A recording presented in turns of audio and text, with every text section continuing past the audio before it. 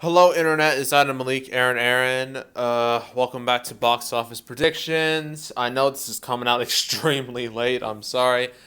I actually filmed this and Scary Stories to Tell in the Dark previously, but I didn't like how those went, so I'm redoing them. And I know it's Friday, the movie's already out, but I can still give my thoughts and opinions on how it will do. So, yeah, we're talking about The Kitchen. Yeah. Uh, let's talk about its pros and cons. Pros? Actually, there are no more pros. This movie's DOA. That's all I could say. Because its reviews are abysmal. They're like at 22%, which is just. I mean, anyone who sees that score is just going to run away. Now, sometimes that's not the case. Movies like Venom and Suicide Squad can still make a crap ton of money despite terrible reviews, but those already have established fan bases. This doesn't. Most people don't even know it's based off a comic book. They just think it's just some cliche gangster movie that just happens to star females. That's what they see it as. They don't see it as a comic book adaptation. But let's just discuss it. Uh, you got our three main leads. You got Melissa McCarthy. Well, we're talking about all the cons now. Melissa McCarthy, her career is pretty much over. I know that sounds very mean, but that's just the truth. I mean, let's look at her history.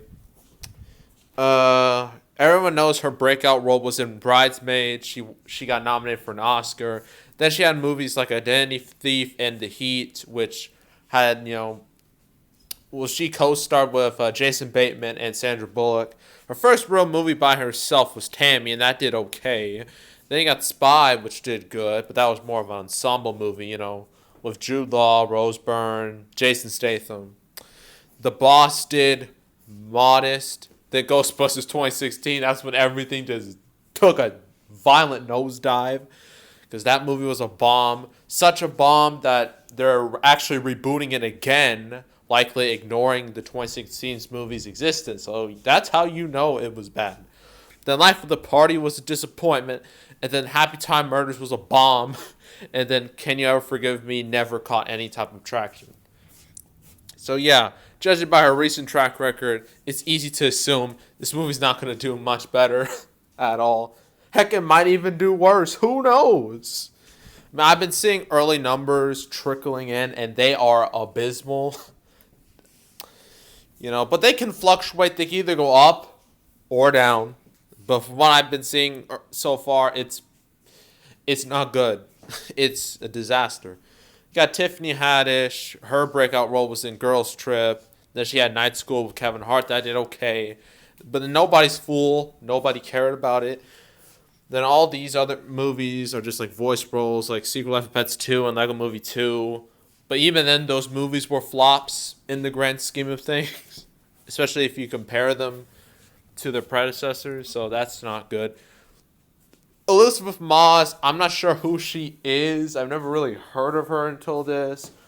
Her biggest credit was, clicked on the wrong name.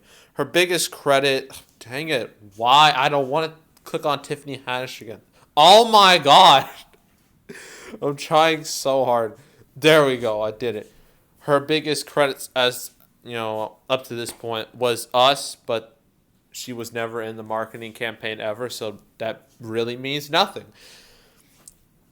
And yeah, this movie just, it's like Warner Brothers. Like, what are y'all doing? Seriously, 2019 has been terrible for Warner Brothers. Let's actually look at their year to date. Calendar gross 2019. Here we go. Their biggest hit is Detective Pikachu. Ugh, that's their biggest hit. And then you got Shazam, which only did modest for a comic book movie in this day and age. And then it's just bad. It just goes downhill. Godzilla King of the Monsters was a flop. Lego Movie 2 was a bomb. Annabelle Comes Home was a disappointment. The Curse of La Llorona, for the movie it did fine. Isn't It Romantic did fine. Shaft bombed horribly. And then you got Sun is also a Star, which did horrendous. So yeah, 2019, not Warner Brothers' year, obviously. Although they still have It Chapter 2 and Joker and Doctor Sleep coming out. So it will be a total loss. But yeah, it is not looking good. This movie's not going to help them at all. In fact, it's only going to, lose money for them. So my final prediction for The Kitchen opening weekend, the highest I can possibly go is 7 million. 7 million, that's the highest. 7 million opening, and then I'll have final gross will be less than 20 million. This movie's going to have a short life in theaters, I guarantee it. And yeah, no one's going to watch it, no one's going to care, and Melissa McCarthy's career is practically over. And do I feel really bad for her? Well, she made some terrible career choices, some really bad movie decisions. So honestly, it's either her or her agent, one of the two. Whatever, you know what? It's over. Her career is over. So yeah, that's my prediction for The Kitchen, my updated prediction. And I also have to do Scary Stories to Tell in the Dark. I have to do an updated prediction on that because that movie's getting quite a bit of traction, a lot more than I thought. So I'm going to have to change my stance on that a little bit. So yeah, make sure to subscribe, like this video, leave a comment. If you want to go check out my other predictions that I've done, I got the blockbusters and the not blockbusters. All my predictions, pretty much all of them, have been absolute disasters in more than one way. So you want to go laugh at how bad I screw those up, go right ahead. And I'll probably do a whole, the summer in general, the winners, like the good, the meh, and the ugly. That's why I'm planning on calling it. So yeah, stay tuned for that once, summer is over. And then I'll likely do fall predictions, winter predictions, and then so on and so forth. But that's all, and I am out.